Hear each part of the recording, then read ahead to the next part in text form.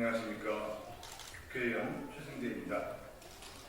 사법시험 부활 더는 미룰 수 없습니다. 한 국가의 흥망성쇠는 그 국가의 제도와 법치주의와 안착이 큰 역할을 한다는 건 전 세계 경제학자들의 많은 이론이 있습니다. 그만큼 한 국가를 만들어가는 제도는 중요합니다. 로스쿨이 도입된 지 15년이 되었습니다. 그러나 교육과정에서 전문과 양성의 문제점들이 여전히 해소되지 않는 현실입니다. 3년 안에 기초법과 절차법을 포함해 실무 단계까지 모두 가르치려 하니 교육과정도 뒤죽박죽이라 합니다. 로스쿨 입학과 취업, 인간 역시 불투명하다는 여론 기사가 많습니다. 이른바 SKY 출신을 선호한다는 소문도 있는데 사회적 갈등을 만들어내고 있습니다. 사법시험의 경우 집안 배경이나 채점자의 주관과 상관없이 객관적인 기준에 의하여 투명하게 법조인을 선발하는 제도입니다. 교육에 의한 법조인 양성이라는 이념에도 더 부합하고 또한 더 서민 친화적으로 보여집니다. 공정성, 객관성, 투명성의 관점에서 방향을 잘못 잡으면 아무리 열심히 달려도 더 잘못된 방향으로 가게 됩니다. 누구나 도전할 수 있는 공정한 제도, 개인의 이익을 떠나서 청년들이 꿈을 이룰 수 있는 기회를 제공하는 공정과 상식의 상징인 사법시험의 부활이 시급한 이유입니다. 오늘 사법고시 부활국민연대와 함께 기자회견을 하게 되었습니다. 오늘 사법고시 부활국민연대 분들께서 함께 기자회견을 낭독하도록 하겠습니다. 감사합니다.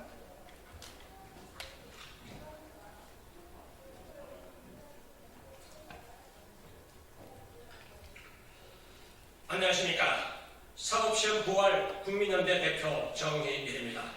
저와 저희들은 로스쿨 폐지와 사법시험 부활을 강력히 촉구하고자 이 자리에 섰습니다. 우리 사회의 희망이 로또와 복권입니다. 희망이 없기에 복권에 희망을 건다는 의미입니다. 지난해 한 여론조사 기관에서 성인 절반 정도가 복권을 산 경험이 있고 4명 중 1명은 매주 복권을 산다고 했습니다. 전체 성인 인구를 대입하면 600만 명 가까이가 인생 역전을 꿈꾸며 한 주도 빠짐없이 행복 티켓을 사는데 지갑을 연다고 합니다. 살림살이는 팍팍해지고 일자리는 위태로워진 서민들이 지갑 속 로또 한 장으로 일주일을 버티는 현실은 이토록만 합니다. 복권이 희망인 사회는 장래가 어두울 수밖에 없습니다. 국민 여러분, 그리고 여야 정치 여러분, 특히 요즘 청년들은 외롭고 힘들게 살아갑니다. 우리 세대는 어려운 환경이었지만 그때는 지금 당장은 어려워도 미래가 더 나을 것이라고 믿는 성장이 사회였기 때문에 기회의 희망이 있었습니다. 도전도 쉽게 하고 실패하면 다시 도전할 수 있는 길이 있었습니다. 요즘처럼 한 번 실패하면 나락이 아니라 미래가 있는 사회에 꿈과 희망이 있었습니다. 그러나 현재 한국 사회의 미래 세대는 기회가 너무 적어서 과거 기생세대가 살던 사회와 완전히 다른 사회를 살아가고 있고 너무 절박합니다. 친구끼리 협력적 경쟁이 아니라 친구가 떨어져야 내가 살아남을 수 있습니다. 또한 친구가 적이 되고 경쟁이 전쟁이 되는 암울한 세계를 살게 하는 것은 기성세대의 책임이기도 합니다. 기회가 공정하고 자원을 공정하게 배분해야 미래를 예측하고 지금도 어려워도 미래가 있으니까 아이도 낳고 결혼도 할 것입니다. 우리 단체는 청년들에게 희망과 미래를 선물하고 싶습니다. 기회를 만들어 주고 싶습니다. 개천에서 용인하는 싶습니다. 우리나라에서 가장 어려운 시험이라고 손꼽히는 사법시험을 그만큼 사실난민과 사실폐인을 배출해서 사회적으로 문제가 되기도 했습니다. 하지만 사법시험은 공정한 시험 개점 이동이라는 희망이 있었습니다. 사법시험이 폐지된 지금 법조인이 되려면 법학 전문대학원인 로스쿨에 진학하여야 합니다. 로스쿨은 진학하여 졸업하고 변호사 시험에 합격하면 법조인이 될 수 있습니다. 사법시험 시절 검사의 경우는 사법연수원 성적으로 검사가 될 수 있는 자격이 주어졌다면 로스쿨 제도인 현재는 검사 임용 공고가 나면 따로 시험을 봐서 통과해야 합니다. 또한 판사 역시 사법시험 시절에는 사법연수원의 성적으로 자격이 주어졌지만 현 제도로는 변호사 시험 합격 후 10년의 경력이 있어야만 판사 임용시험 자격이 주어집니다. 사법시험의 경우에는 시험에 합격하게 된다면 법조인이 될 수 있었지만 현 로스쿨 제도는 4년제 대학을 졸업하고 대학원 3년간 수학해야 합니다. 현재 로스쿨 제도의 또 다른 문제점은 전국 25개의 로스쿨 중 50% 이상은 기준 미달이라는 평가가 나왔습니다. 또한 고시낭인, 고시폐인을 없애겠다는 로스쿨의 취지는 좋았으나 로스쿨을 졸업한 학생들은 응시자가 정체되는 탓에 변호사 시험의 합격률은 매년 낮아지고 있는 상황입니다. 고시낭인 대신 변시낭인이라는 말이 생길 정도로 비판의 목소리가 커지고 있습니다. 로스쿨의 가장 큰 문제점은 변호사 시험의 경우 오늘만 변호사 시험에 합격하지 못하면 변호사 시험에 더 이상 응시할 수 없으므로 로스쿨에 진학한 의미가 없어서 엄청난 심적 부담을 존재합니다. 로스쿨을 졸업하고도 변호사 시험을 볼 수 없는 변시낭인의 문제는 조만간 심각한 사회 문제가 될 것이 불보듯 뻔합니다. 지금의 로스쿨 제도의 또 다른 문제점은 경제적으로 여유 있는 귀족 출신의 공부벌레 법조인들을 공장 제국처럼 양산되고 있습니다. 변호사가 되고 싶은 사람은 사법시험으로 기득권세만의 로스쿨이 아니어도 변호사가 될 수 있는 길을 열어주는 것이 정부와 정치권이 해야 할 일입니다. 개정 이동의 사다리가 사법시험 부활입니다. 사법시험 부활은 곧 공정의 회복입니다. 존경하는 국민 여러분, 그리고 여야 정치 여러분, 로스쿨이 시행된 지 14년 차이지만 과연 노무현 전 대통령의 바람처럼 우리 사회가 법률 서비스 제공 면에서 로스쿨로 인해 나아졌는지 냉정하게 평가할 때라고 생각합니다. 변호사 수는 많아진 것 같지만 아직도 함께할 변호사는 찾기가 어렵습니다. OECD 국가 변호사 수에서 미국이 1만 명당 42명, 영국이 32명, 프랑스가 10명, 한국은 5명에 불과합니다. 변호사 수가 적은 나라다 보니 다른 국가들보다 비싼 변호사 비용을 지급해야 합니다. 이 문제 또한 심각하게 공론화할 필요가 있습니다. 변호사라는 직업이 선망의 대상이 아니라 돈과 권력 있는 자들이 부를 세습하는 과정으로 로스쿨이 악용되기도 합니다. 가장 큰 문제점은 로스쿨 제도는 우리 사회의 공정한 기회라는 측면에서 헌법 정신에 반한다는 것입니다.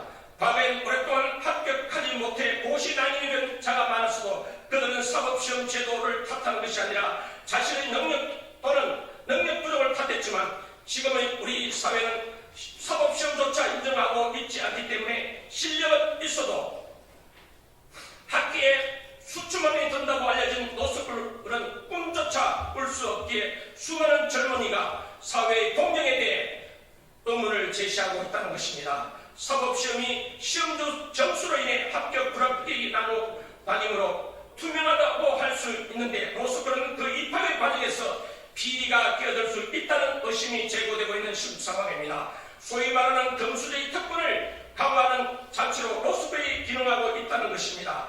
서명청은 개천에서 용인할 수 없게 되자 로스쿨을 돈스쿨이라 부르고 있습니다. 존경하는 여야 정치 여러분, 기본적으로 사람은 누구나 자기 삶의 방향을 꿈꿀 수 있고 노력한 만큼 대가가 주어지는 세상, 공정한 경쟁이 주가 되는 것이 아니라 사회적 정의가 의심스러울 수 있는 로스쿨 제도를 검토해 재검토해 주시기 바랍니다. 로스쿨의 또 다른 문제점은 지난 2012년 로스쿨 졸업한 로스쿨 일기들은 변호사 시험 합격률 응시자가 대비 87%가 넘었습니다. 그런데 그로부터 불과 7년 만에 변호사 시험 합격률은 50% 이하로 떨어졌습니다.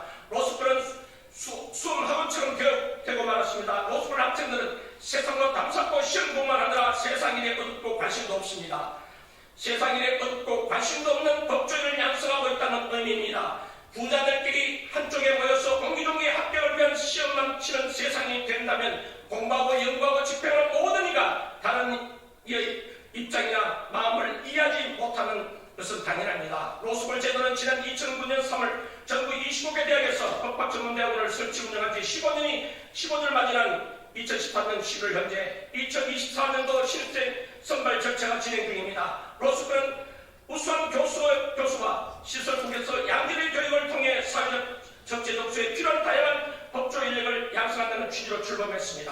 사법시험의 역사는 광복이후 조선 변호사 시험, 고등고시 사법과에 이어 1963년부터 시행된 사법시험은 54년간 59회 시행을 끝으로 지난 2017년 12월 30일자로 폐지가 되었습니다. 암기 중심의 일선 선발과 획일적인 사법연수원 교육과 패거리와 또 같은 기술 문화를 폐하고 또 대학의 학과 학문을 불문하고 너도나도 법조인에 도전하면서 대학 교육의 방패를 막고 여기에 대해 백년서색으로 법전만 익히는 방식으로는 국제와 세계화에 걸맞는 법조인을 배출할 수 없다는 시대적 요구에 부응한다는 이유였습니다. 그러나 사법시험 제도는 로스쿨 제도든 법학을 익혀 법률적 문제를 해결하는 점에서는 같습니다.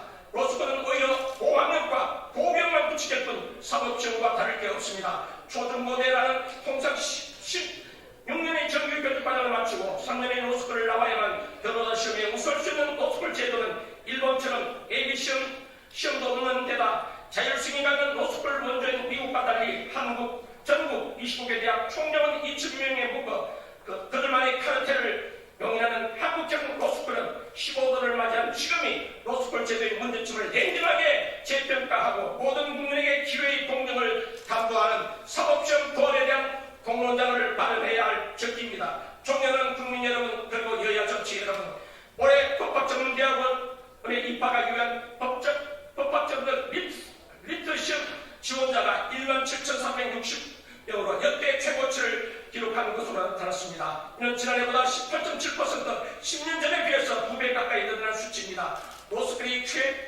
의대와 마찬가지로 인문계 젊은 인재를 빨아들이는 또 하나의 블랙홀이 되었습니다. 최근에는 인문계뿐만 아니라 이공생들도 응시하는 사례가 급증하고 있습니다. 행정부의 사무관이나 기존 직장인들도 대거 응시하고 있습니다. 지금 전 세계 각국은 AI, 반도체, 바이오 등 산업계에서 우위를 점하기 위해서 인재 자원을 무한대로 투입하고 있는 상황입니다. 이런 상황에서 젊은 인재들이 의대와 로스쿨에만 몰리는 지금의 대한민국 현상을 우려하지 않을 수 없습니다. 처음 로스쿨 제도를 도입한 이유가 고시 낭비를 막자는 데 이었습니다. 즉, 능력 있는 젊은이들이 고시의 인생을 낭비하여 결국 개인은 물론이고 국가 인재 낭비라는 경고를 막고 다양한 전공을 가진 사람이 변호사가 되어 각 영역에서 법률 전문가로서 활약하여 전체적으로 사회의 발전을 도모한다는 것이 로스쿨 도입의 목적이십니다. 그렇지만 김영삼 정부에서 최초 추진하다 노무현 정부 때 로스쿨 도입을 확정한 근본적 목적은 사법시험 합격을 통한 법적 카르텔을 깨는 데 있었습니다. 서울대 법대를 중심으로 이어져 온 대한민국 법적 귀족 이를 통한 정치 법적 귀족 탄생을 방지하고자 했던 것입니다. 그러나 현재 로스쿨은 또 하나의 귀족 그룹을 탄생시키고 오히려 계층 이동의 사다리를 걷어차는 부작용을 낳고 있습니다. 로스쿨을 입학하기 위해서는 대학교 졸업 성적과 법학 적성시험인 리스트 성적이 그 입학 인자입니다. 리스트 시험도 법조인이 되기 위한 아무런 상관이 없는 수능국어 시험에다가 수리 영역을 좀 더 얹은 이상의 시험입니다. 이러한 시험도 수능 대비나 학원 수강 없이 대충해서는 합격점을 받기 어려운 게 현실입니다. 대학교 졸업 성적과 학벌 역시 중요한 문제입니다. 이렇다 보니 조기교육을 통해 입시에서 성공한 학생이 아니면 로스쿨도 들어가기 어려운 현실이 되어버렸습니다. 그러나 조기교육의 어려운 계층의 학생들은 아예 법조인의 꿈을 도전조차 하기 어려운 실정입니다. 지금의 로스쿨 수업 자체도 실무와 동떨어진 것이 과거와 비교해서 달라진 것이 없는 상황이라면 이를 바에야 사법시험 합격자 수를 대폭 내렸으면 되었을 것이라고 한탄이 나오는 이유입니다. 따라서 로스쿨을 폐지하고 사법시험 부활을 하는 것이 바람직하다는 것입니다. 미래 세대는 자신의 모든 영역을 다해 원하는 바를 향해 도전하고 사회는 노력한 만큼 주어질 수 있도록 우리가 사회에 요구하는 공정의 측면에서 자신이 원하는 바를 얻는 기회가 주어지고 젊은이들이 자신의 인생을 걸고 멋지게 도전해서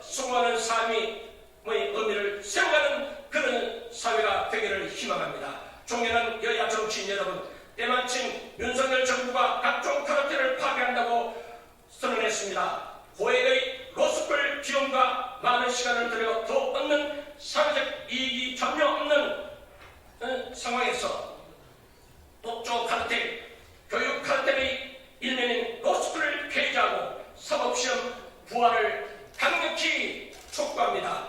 2023년 11월 22일 사법시험 부활 국민연대 대표 정희일 판사입니다.